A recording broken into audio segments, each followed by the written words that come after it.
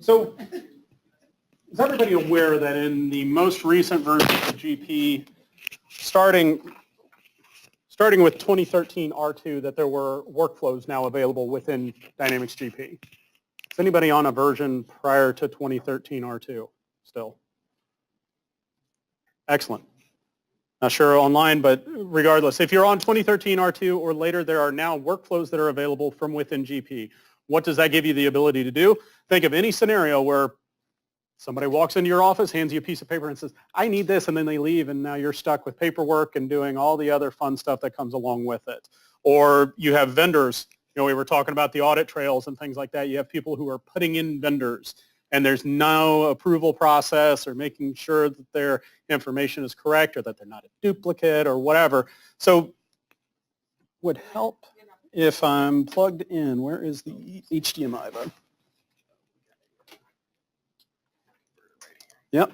It's a good thing I wasn't actually showing anything relevant just yet. So I was going to tell you before. I thought Brad was no. before you got to. It's all right. There's nothing visual just yet. So if not, I can, talk really descriptive and make these things work too. All right. So what I wanted to show is, and what we're looking at today is GP 2016. I will show what the screen looks like in GP 2018 as well, because they've added a few different things. But in 2015, 2016, you get a lot more functionality for what they're adding to it. So all of workflow used to sit in SharePoint. So you used to have to deploy SharePoint and do all this stuff that was just really cumbersome to put in place. And now they've taken all of that functionality and basically rolled it into GP to make it a more all-in-one package for workflows. So what I wanted to show today is just how easy this can be to configure one of these.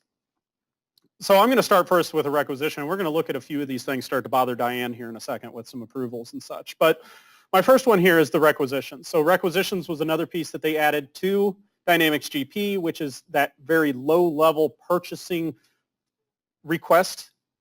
It runs off of the self-service user license, so it's very inexpensive. So if you have any of that paper trail right now where literally somebody walks in with a sticky note and tells you they need you to order something, you could get them all in GP.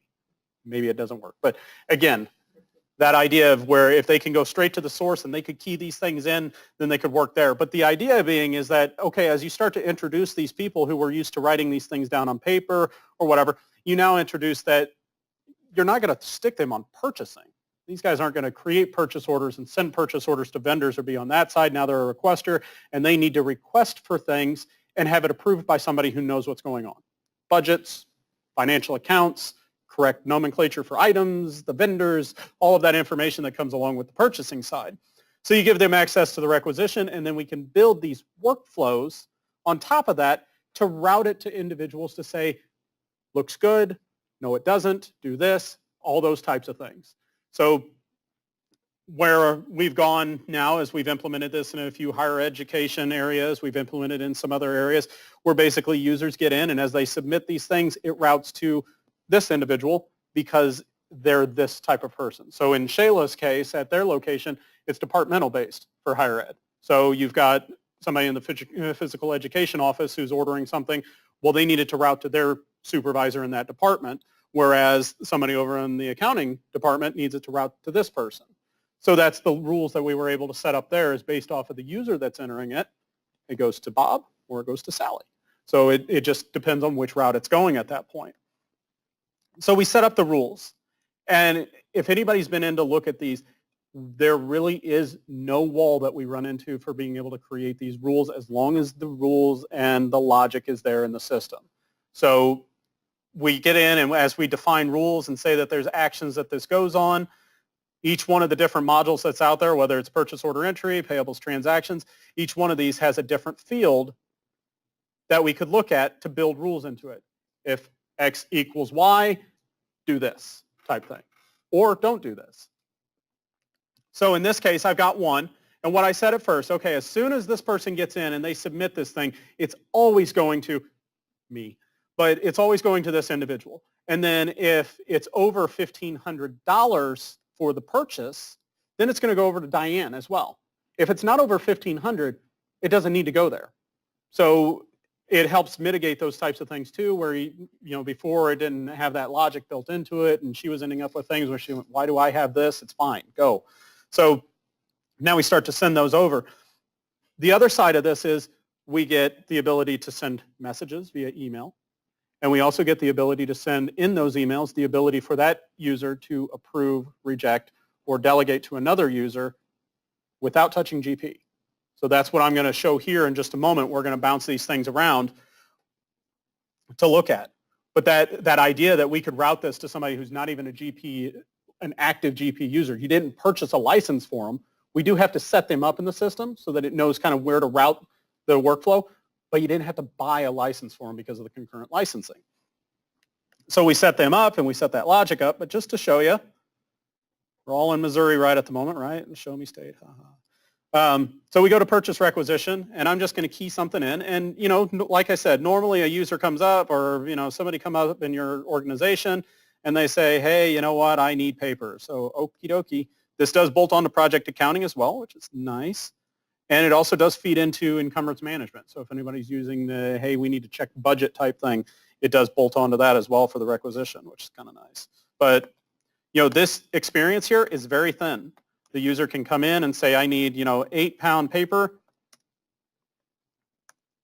Doesn't have to be an item set up in the system. They say, I think it costs this much. I'm ordering it for here. Or they don't have to fill in any of this information as they're going through. If you see that asterisk on there, they have to fill that in. But not getting into too much information for how requisitions works. So I just want to fire through this thing. And then I'm on to the next one. So I've got my base information set out. This person's entered in several items, and then they're going to hit submit at the top when they're ready. They can attach documents to it. So if I want to attach something to this, I could attach a document. So I'm going to come in here. Let me attach. Let's see what we got.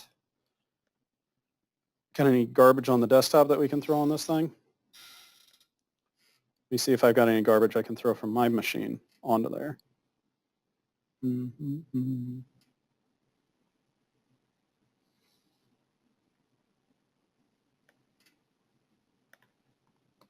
Oh, why not? We'll throw an SRS step-by-step document on there to route for this. Makes perfect sense.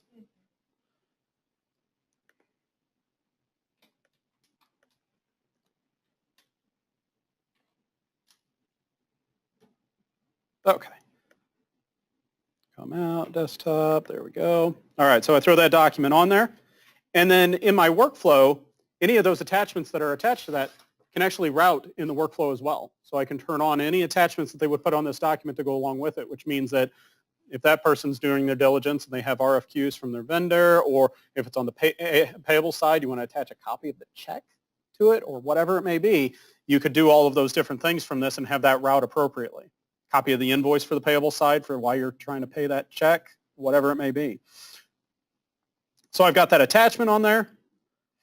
I'm going to submit this over. I'm going to say, hi, please buy me paper, smiley face. Okay? And we're going to submit that.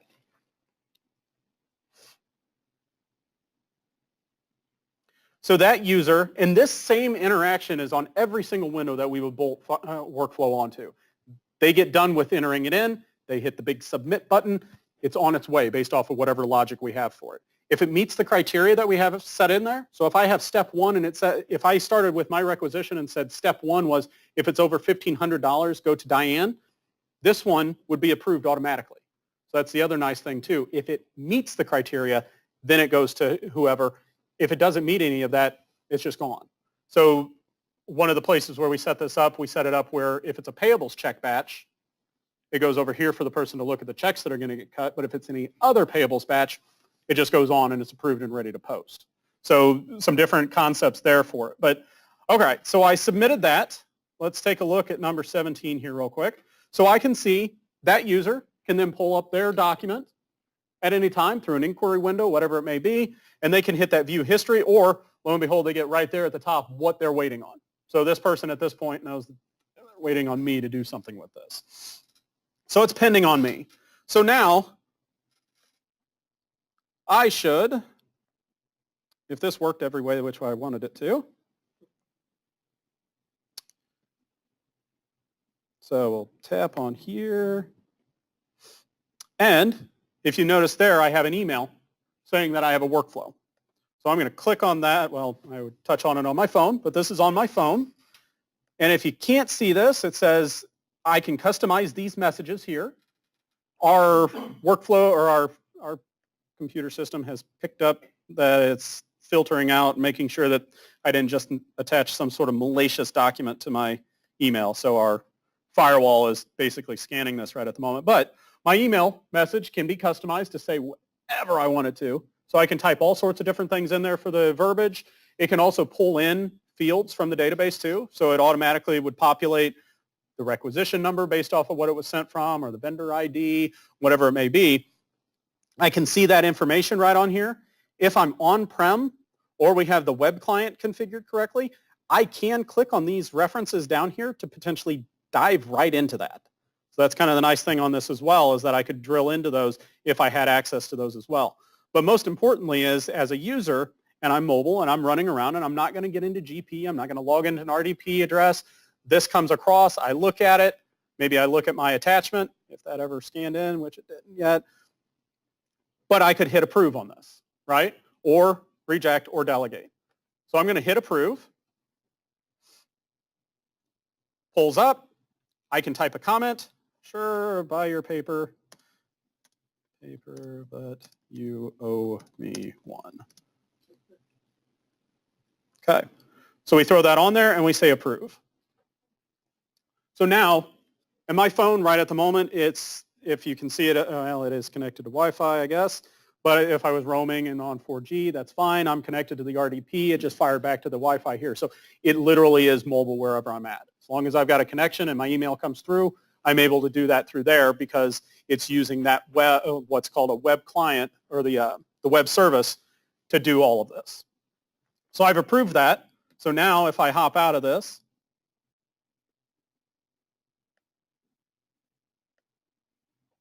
you have to know how to get out of this thing once you're in it. Oh, there it is. It's hidden. There we go. Okay. So now we're back there. So now, in theory, if I go back and I look at my requisition, there it is. My workflow is completed. It's approved. I've been able to do that on my phone. Now, if I key in another one, absolutely. Yeah, I'm glad you asked that. So here, I can see the workflow originated. Hi, please buy me paper. Sure, buy paper, but you owe me one. And then it didn't go over 1,500, so it didn't go over to Diane. So I can see that entire workflow. Now this tracks everything. This tracks where it got submitted and rejected, the notes that went with that rejection, so that when the person gets in and they get the notification that their thing has been rejected, they can look at it, go in and fix the problem and resubmit.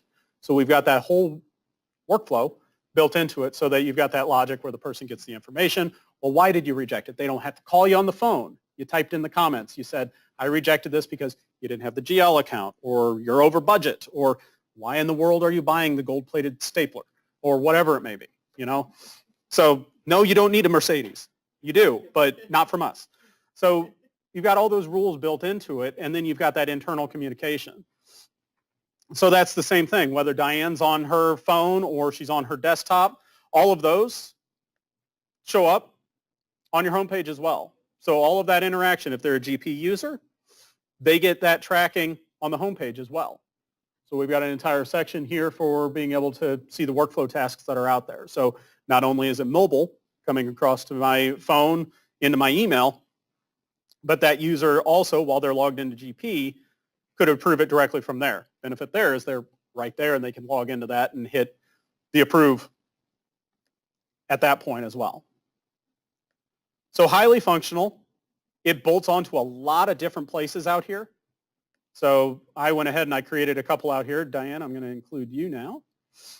So one of the other places is, you know, here I accidentally created a new garbage vendor.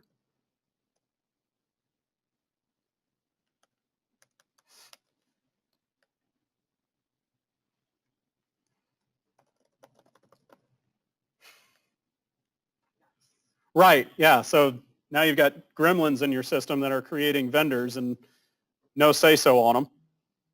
So now that's routing around. Did that go to me? Did that go to you, Diane? Did you get something? I did get something. Oh, look at that. Let's see what it says.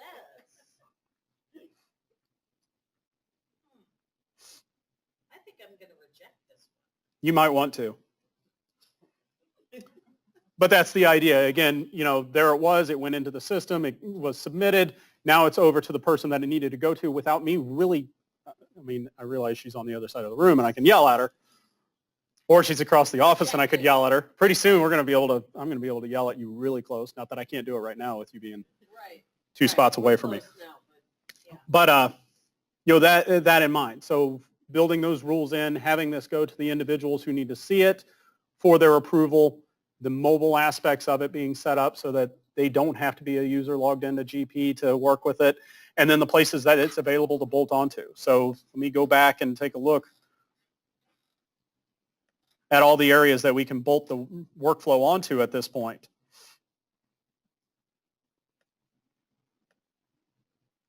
So just a few of the setup windows. So from a purchasing standpoint, they've pretty well got everything covered that's out there.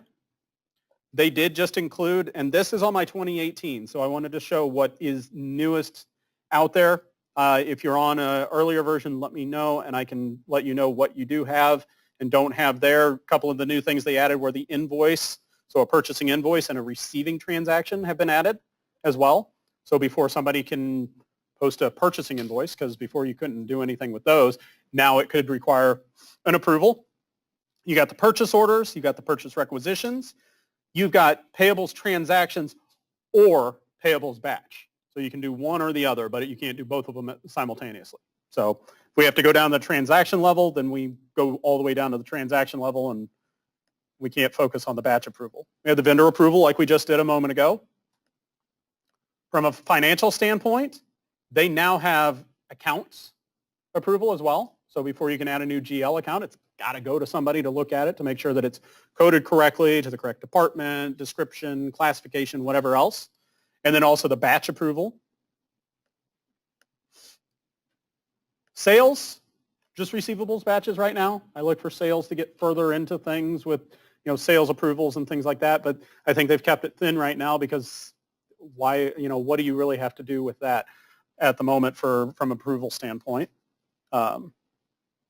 I try to think of things and, you know, I've got workflow on the mind from like SalesPad or something like that of, you know, okay, if we're here, but that's more like fulfillment side. So not sure where they'll evolve the sales side.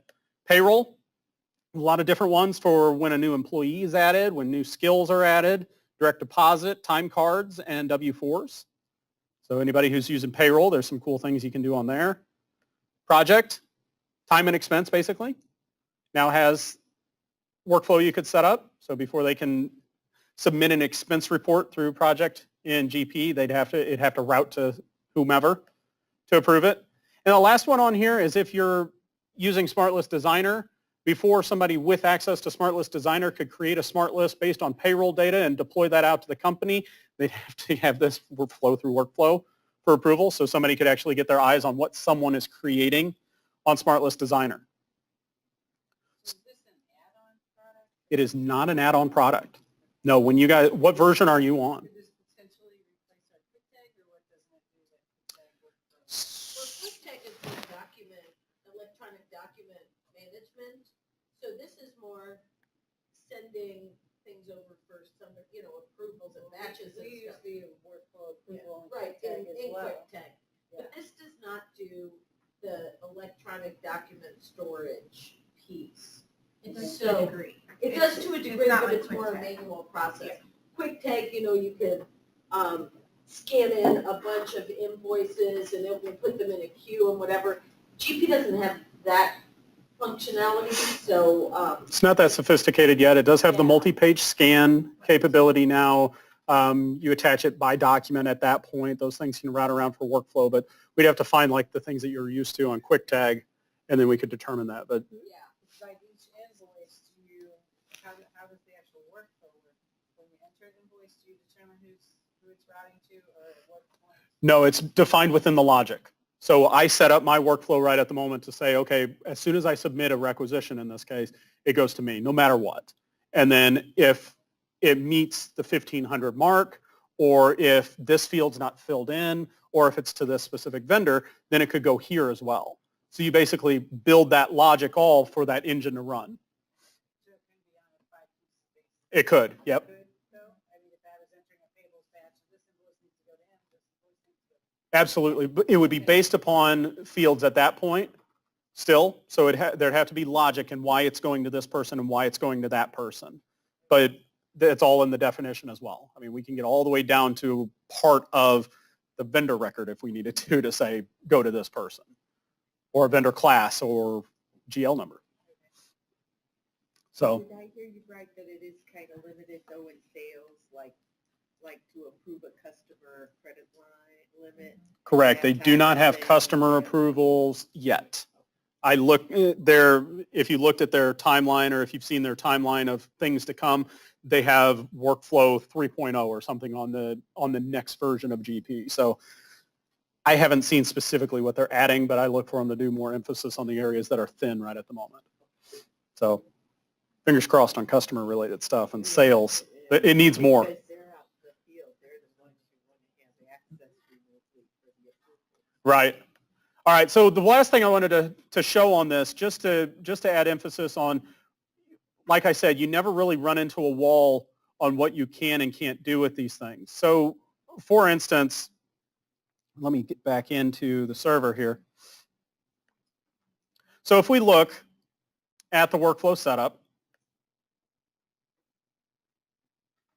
and let's say that I had a specific field. So in the example of Shayla's location and what we did for hers on her workflow for requisitions, the department, the employee record, the requisition entry person, that wasn't just a native field that could be added to that window, but that's where all the logic was built essentially in the system.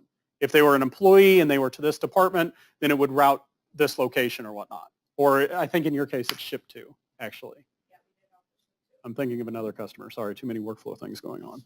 But regardless, in their case, we weren't able to add that field in just through the normal entry. So when you go in and you go to a step and you look at defining that, and we're in adding an action when condition is met, and we look at this, it gives you a set of fields that are available to go by. So in this case, I can look at the account number and various things on the line level, and then I've got a selection of things on the header as well. So there's a lot of stuff that they included out of the box, but they didn't just include every field that could potentially be with it. So if we run into that wall where we get in and you look at implementing workflow and you tell me, we want to do it, but this field's not available, then there's a switch we can flip out here in that dex file that we were mentioning earlier that basically makes this fully flexible to do whatever we want to do with it. So it changes this interface, and now I can get into this and add and join new tables and new logic to my workflow. And as soon as I check that box on there, then those are then available on my workflow as well. So, for instance, all these ones down here, I didn't have like the user to enter maybe or something along those lines available to work with, or I wanted to join this to another table, or I wanted to add characteristics from the GL, whatever it may be. This gives us that flexibility to add in that additional logic. So like I said, I don't ever run into an instance in my mind, as long as there's logic between that join where you say, okay, if it's this, it's that, I can do it. If it's like a case statement or a if-then type thing, it gets a little hairier with that. But majority of the time we can say, okay, person entering it equals this, so that it would reference this over here and we can make those joins. So a lot of flexibility on the workflow to build in new fields if need be, like new tables and conditions and things like that. Questions on workflow? I'm happy to dig up a scenario here. Your email messages can be customized, as I said, to do whatever in the world you want to do. So say a nice little message there. They give the actions within it for a user to be able to work on stuff.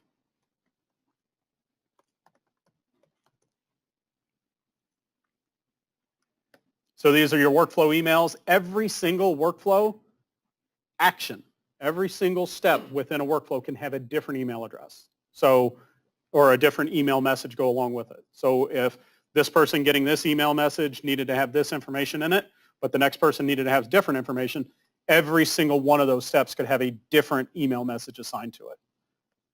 And then all these things here that you see between the percent signs and stuff, those are database fields. So it's pulling in the logic from the database. And then we can type in anything we want in the subject or the body line. And then even have replies sent to a specific location and such. So there's a handful of those that are already configured out here out of the box. Modify those or create new ones. Yeah.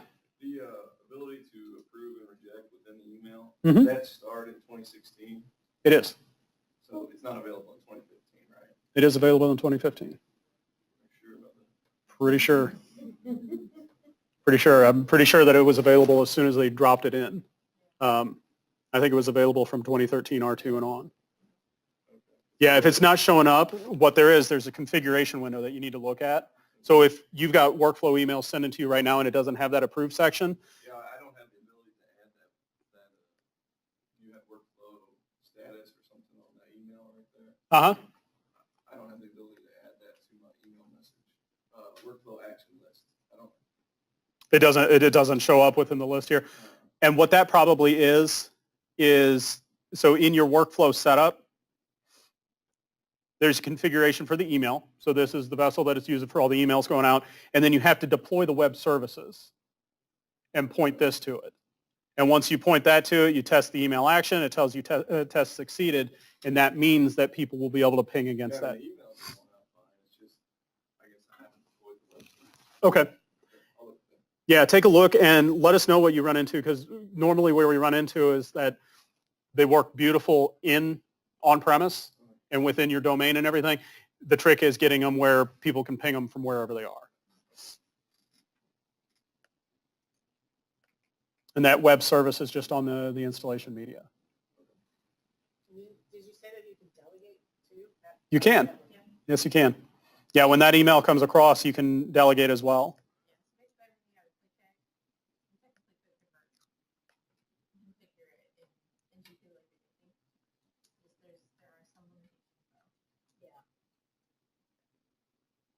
Yeah, we we do just, some odd things too, because we were actually closed to, so I don't know. Right. what would that happen. doesn't happen here. Yeah, that's why we really have to assess which pieces of QuickTag you're using, because it doesn't replace all of it. It's getting like closer, but yeah.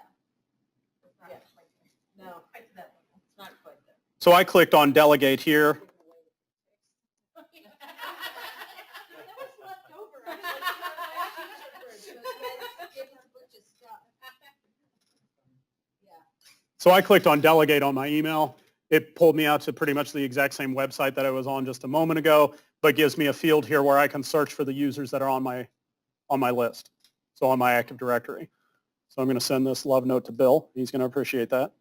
So it lets you send it to anyone, or is it a finite group of people? Or, you know?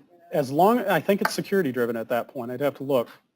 So do they have to be, they don't have to be GP users, but it's something with Active Directory? I want to say that they still have to set them up in GP so that we can give them the delegation rights. You don't have to physically get it, correct.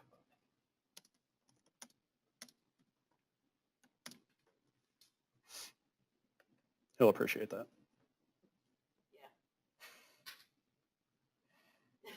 So your delegation has been submitted in the workflow and it's on its way. So yeah, I can delegate from there. There's the delegation right in the interface as well. That user would then see that delegated around. The other thing that comes in with this too is that the user, your workflow is set up so that people know when things have happened as well. So as that requisition moves around, or that vendor or whatever it may be, you have the ability to send notifications for completed actions. So, okay, it's submitted correctly. We get an email for that. It was approved. We get an email for that. It was recalled. It was delegated. So you could get an email sent to you for basically everything that's happened with the document that you sent. So again, sunsetting, retiring the paper processes and all the manual processes of people saying, I need this, I need that, or the communication that you have to have, or hey, I just added this new vendor, take a look at them, whatever it may be. This could help facilitate that better. Again, you're putting the data into the system from the get-go, so helps mitigate that loss that you might have. Somebody loses a piece of paper, it blows out the window, somebody took it off your desk, you're missing it, whatever it may be.